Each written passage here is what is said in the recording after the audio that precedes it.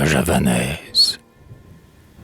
Sur un îlot désert, planté de sycomores, non loin des grands palais écroulés de Memphis, en remontant le Nil dans ma cange, je fis l'achat d'une indienne à 2 pirates morts.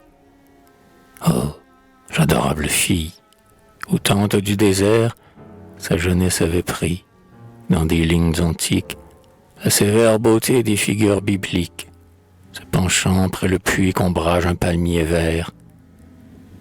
Dans les membres d'acier, aussi chaud que la lave, le sang faisait cabrer sa sauvage fierté.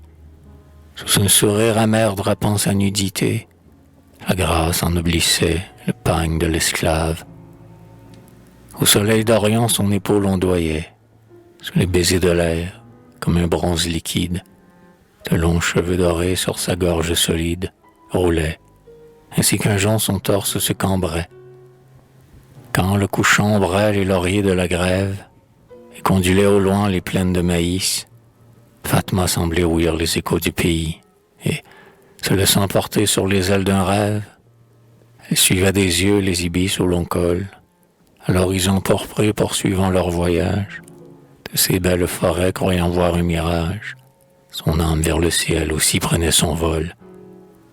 Alors, au son du fifre et du tambour de basque, en arabe chantant des hymnes inconnus, une écharpe roulée autour de ses bras nus, elle dansait parfois une danse fantasque.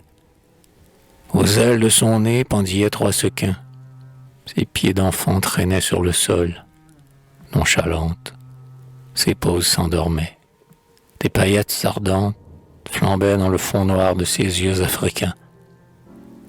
Tout à coup, bondissante ainsi qu'à la panthère, montrant dans une souris la neige de ses dents, elle faisait sonner les anneaux résonnants de ses pieds qui frappaient en cadence la terre.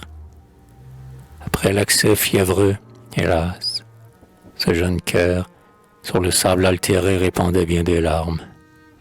L'ombre vague des nuits la berçait par ses charmes, peut-être évoquait un fantôme vainqueur.